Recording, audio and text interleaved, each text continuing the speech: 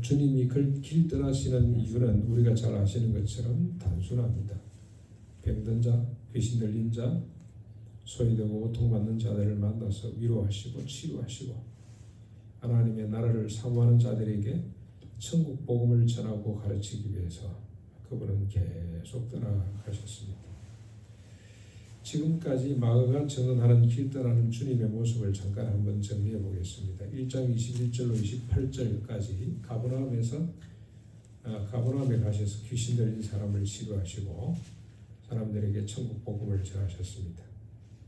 1장 29절로 34절 그리고 베드로 장모 집으로 가서 열병으로 죽어가는 장모를 살려내셨습니다. 소문을 듣고 찾아온 수많은 병자들을 고쳐주셨습니다. 1장 35절로 39절 다음날 새벽에 또 다른 마을들로 가시면서 해당에서 전도하시기도 하고 귀신들을 쫓아내 주셨습니다. 2장 1절로 12절 다시 가버나움으로 들어가셔서 침상에 들려나온 중풍병자를 낫게 하셨습니다. 그리고 3장 1절로 6절 다시 마을들로 돌아다니시면서 해당에서 가르치시고 또 그 중에 한 손 마른 자를 고쳐주시기도 했습니다. 안식이 있었던 일입니다.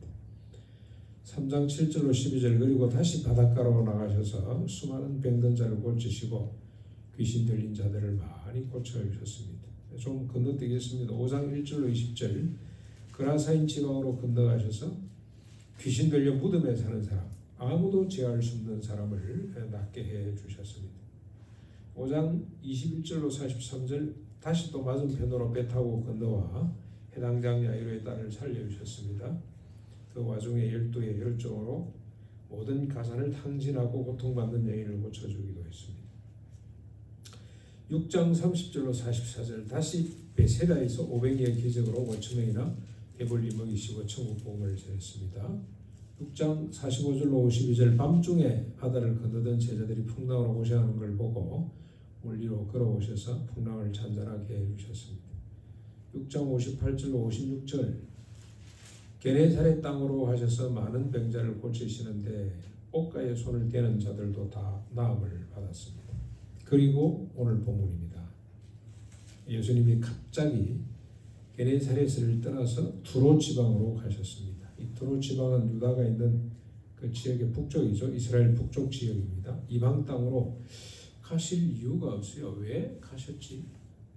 여기 보면 24절에 보면은 한 집에 들어가 아무도 모르게 하시려고 했다. 쉬러 가셨나? 너무 피곤해가지고. 근데 왜 하필 이방 땅이지? 쉬러 가신 건 아닙니다. 아무리 생각해도 더러운 귀신 들린 어린 딸을 둔 한 여인을 만나 주시기 위해서 이방 땅으로 가신 거죠. 비슷한 경우가 여러분 요한복음 4장에 보면은 주님이 갑자기 사마리아로 가야 하겠는지라 사마리아로 가시잖아요. 갑자기 700년 넘도록 다친 땅인데 급히 가신 이유는 우물가에 한 여인을 만나기 위해서 갔습니다. 이미 5명의 남편을 속된 말로 갈아치우고 지금 살고 있는 남편도 언제 버릴지 모르는 그런 여인이었습니다. 이렇게 사람이 차라리 죽는 것이 낫겠다는 생각이 들었던지 아니면 두 다리를 뻗고 통곡하려고 나갔든지 정오에 아무도 움직이지 않는 시간에 우물가로 나온 여인. 그러나 막연히 메시아를 기다리고 있는 여인. 주님이 오시면 내가 새롭게 될 수 있다는 믿음을 갖고 오매불망 주님을 기다리던 여인을 만나주시기 위해서 급히 큰 의지를 갖고 사마리아로 가셨던 그 사건하고 우리가 서로 맞물려 보면 왜 두로 시돈 지방에 갔는지 이해가 됩니다. 아마 이 여인을 만나주시기 위해서 가신 것 같습니다. 이처럼 주님은 찾아가시는 분입니다. 고통당하는 자들을 찾아 산을 넘고 바다를 건너서 가시고 또 가시는 분이 우리 주님입니다. 단절과 경계를 뛰어넘고 다가가시는 분이 주님입니다. 이처럼 찾아가고 다가가서 사람들을 고통에서 구원하는 것이 주님의 큰 기쁨입니다.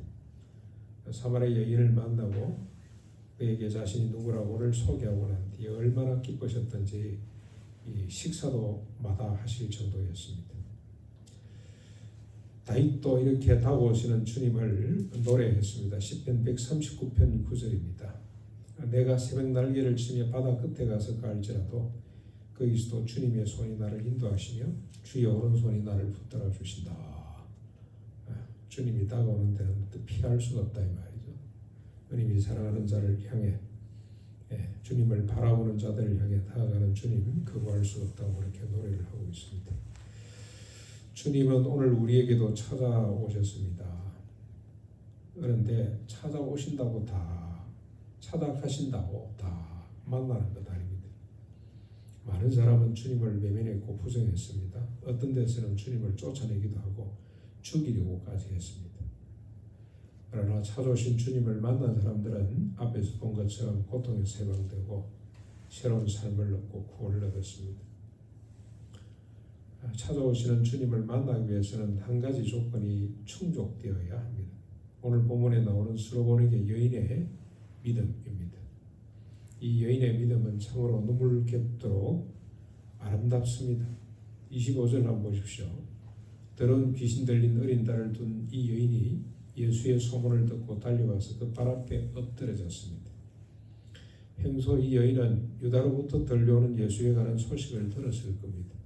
그 앞에 보면은 도로 지방에서도 사람들이 와서 예수님께 치료받고 하는 사람들이 있거든요. 그러면서 저분에게 갈 수 있다면 내 딸이 낫겠다는 그런 믿음이 생겼음이 분명합니다. 그런데 예수님이 도로 지방에 오셨다는 소식을 듣고 즉시 달려갔습니다. 26절입니다. 예수의 발 앞에 엎드린 여인이 자기 딸에게서 귀신을 쫓아내달라고 간구합니다. 간청합니다. 여인은 의사를 찾아가지 않았습니다. 상담하는 사람 찾아가지 않았습니다. 박수무당을 찾아가지도 않았습니다. 예수께 달려갔습니다. 딸을 집에 둔 채. 딸을 데리고 올 수가 없잖아요. 귀신 들린 딸. 침상에 둔 채 자신이 혼자 주님 앞에 왔습니다. 야이로가 자기 죽어가는 딸을 침상에 두고 혼자 찾아오는 것처럼 여인도 혼자 주님 앞에 달려갔습니다. 그리고 무릎을 꿇고 살려달라고 간청합니다. 이 믿음이 예사로운 것 같아도 상당히 쉽지 않은 믿음입니다. 이렇게 잘 안 되는 겁니다. 27절입니다. 그러자 예수님께서 이렇게 간청하는 여인을 향해 싸늘하다 못해 모욕적인 반응을 보입니다. 뭐라고 이야기를 합니까? 자녀의 떡을 취하여 개들에게 던짐이 마땅하지 않다. 이 말은 무슨 말입니까? 들어오시던 지역의 사람을 개라고 그렇게 표현하는 거죠. 개. 유대인들은 실제로 이방인들을 이렇게 생각을 했습니다. 짐승처럼 생각을 했습니다. 예수님이 왜 이런 반응을 보이셨을까요? 주님은 이 땅의 모든 인간을 사랑하시고 구원받기를 원하시는 분 아닙니까? 이미 구약에서도 하나님의 뜻은 이 지상의 모든 인간이 구원받고 영생을 얻는 것이죠. 이스라엘 백성들을 중심으로 열국이 복받는 하나님의 언약이었습니다. 그런데 예수님이 이렇게 말씀하신 이유는 수르보니게 여인의 믿음을 보고 싶어서 그렇게 하셨습니다. 옷가에도 손댄 여인 혈육증 환자 그냥 낫게 하면 될 거 아닙니까? 그런데 기어코 서서 누가 내 옷에 손을 댔단 말이지. 찾잖아요. 왜 그렇게 하셨습니까? 그 여인을 높이 들어서 칭찬하려고. 믿음이 뭔지를 보여주려고. 수르보니게 여인에게도 주님께서는 믿음을 보고 싶어 하셨고 그리고 그 믿음을 주변 사람들에게 자랑하고 알리고 싶어서 그렇게 하신 거죠. 그랬더니 여러분 28절 그 여인의 믿음은 정말로 자랑스럽습니다. 칭찬받고 기록되어서 오고는 세대에 널리 알려져야 마땅합니다. 뭐라고 반응을 보이죠? 주여 올소이다. 많은 상하의 개들도 아이들이 웃던 부스러기를 먹나이다. 주님 온전한 거 말하지 않습니다. 부스러기라도 충분하니 부스러기라도 우리 딸이 낳을 수 있으니 긍휼을 베풀어 주십시오. 그런 뜻이죠. 유대인들처럼 그렇게 주님 큰 사랑 말고 부스러기라도 주님의 그 사랑이 우리 딸에게 전달된다면 우리 딸은 낳을 수가 있습니다. 그런 뜻입니다. 그랬더니 예수님께서 이러십니다. 이 말을 하였으니 내 말대로 이 말이겠죠. 내 말대로 돌아가거라. 되었으니 돌아가라. 귀신이 내 딸에게서 나갔느니라. 예수님은 표적을 행하시기 전에 치유하시고 구원을 베푸시기 전에 먼저 믿음 보시기를 원하시죠. 반드시 믿음을 보십니다. 주님과의 관계 속에서 인간이 할 수 있는 일은 믿는 것밖에 없습니다. 주님을 신뢰하고 주님을 전적으로 의지하는 것, 그게 인간이 할 수 있는 유일한 일입니다. 그런데 주님은 늘 그걸 확인하고 싶어 하셨습니다. 여러분 저 1장 주님이 가장 기뻐하시는 일이 믿음 보시는 일이죠. 1장 40절에 한 나병 환자를 고치실 때도 저를 깨끗하게 하실 수 있나이다 하는 믿음을 주님이 먼저 보셨어요. 2장 4절에서 5절 중풍병자 내 친구들이 지금 들것에 들고 나왔잖아요. 그들의 믿음을 보시고 중풍병자의 죄를 용서하고 그리고 병을 낫게 해서 자기 침상을 들고 돌아가게 했습니다. 5장 28절에도 해당 장 야이로의 딸을 살리실 때도 오셔서 손을 얹어 우리 딸을 살게 하실 수가 있나이다 하는 믿음을 먼저 보셨습니다. 12의 혈루증으로 고통당하는 여인에게서도 내가 그의 옷에만 손을 대도 구원을 받으리라는 믿음을 확인하시고 많은 사람들에게 드러내셨습니다.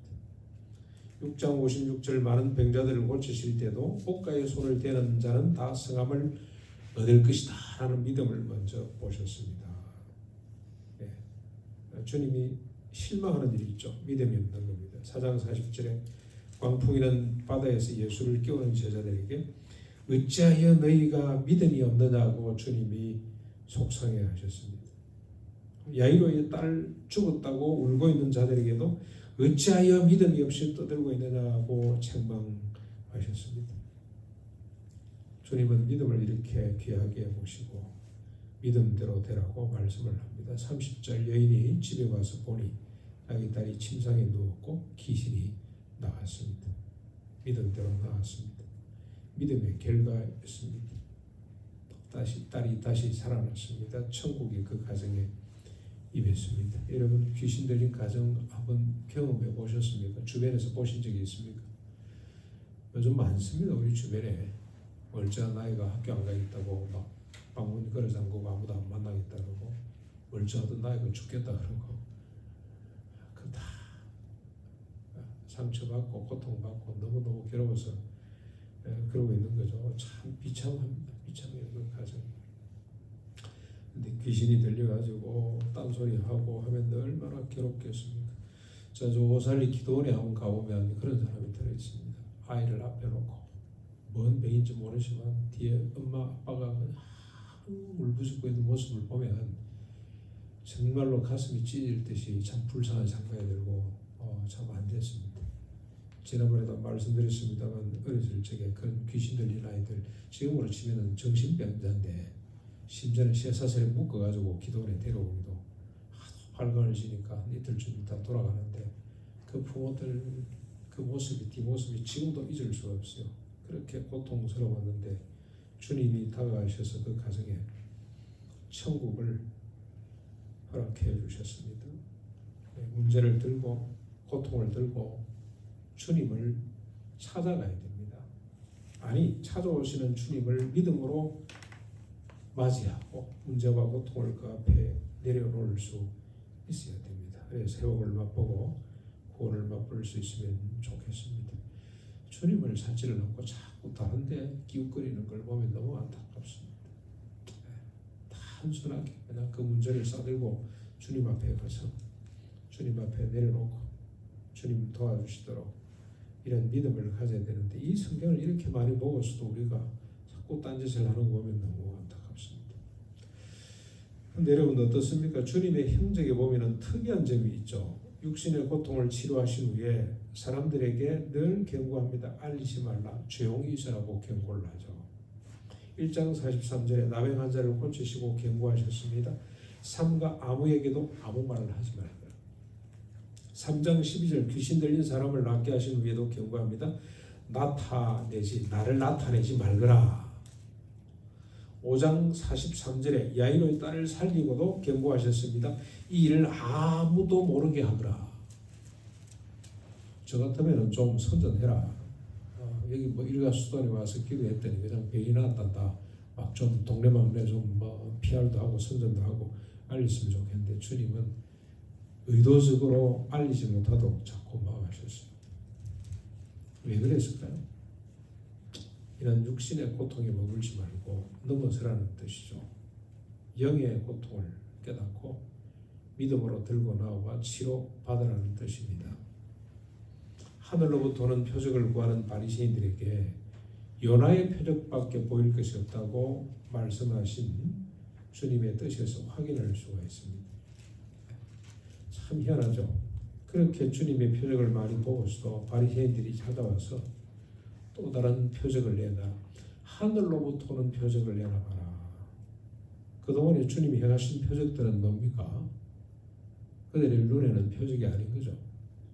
귀신 들린 사람 낫게 하고 군대 귀신이 집혀가지고 말이죠.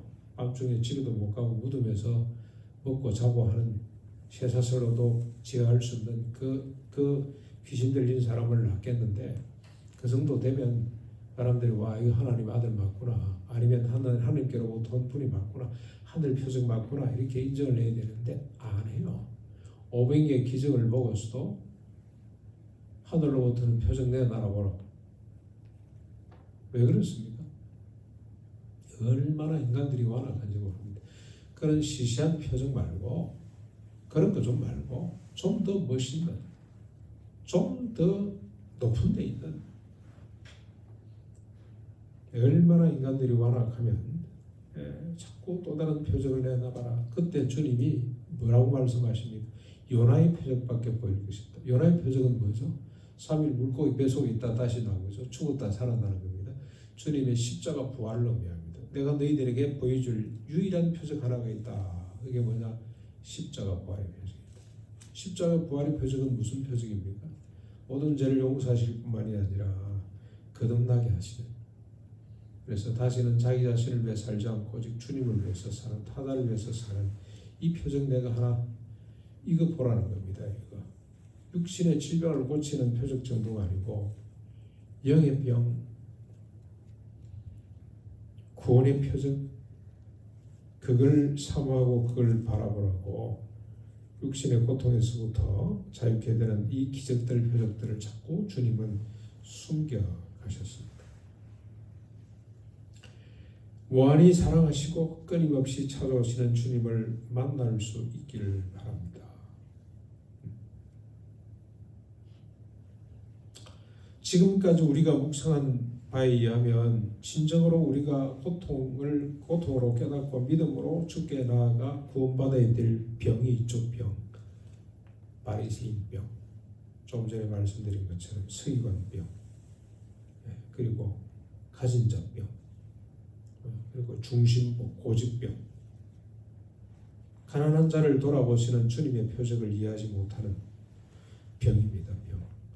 그래서 하늘로부터는 다른 표적을 강요하는 이 병이야말로 진정한 병이죠. 문둥병보다 더 더럽고 정신병보다도 더 무서운 병이라고 할 수가 있습니다. 주님으로 인해 우리에게 다가오시는 주님으로 인해 육신과 영의 고통에서부터 해방되고 날마다 순간마다 천국을 누리는 우리가 됐으면 좋겠습니다. 다윗의 시로 마무리를 하겠습니다. 시편 139편 1절로 24절인데 그 중에 몇 절을 제가 한번 인용해 보겠습니다. 여호와여 주께서 나를 살펴보셨으므로 나를 아시나이다. 주께서 내가 앉고 일어섬을 아시고 멀리서도 나의 생각을 밝히 아시오며 나의 모든 길과 내가 눕는 것을 살펴보았으므로 나의 모든 행위를 익히 아시오니 여호와여 내 혀의 말을 알지 못하는 것이 하나도 없으시니이다. 주께서 나를 앞뒤에서 둘러싸시고 내게 안수하셨나이다. 이 지식이 내게 너무 기이하니 높아서 내가 능히 미치지 못하니이다.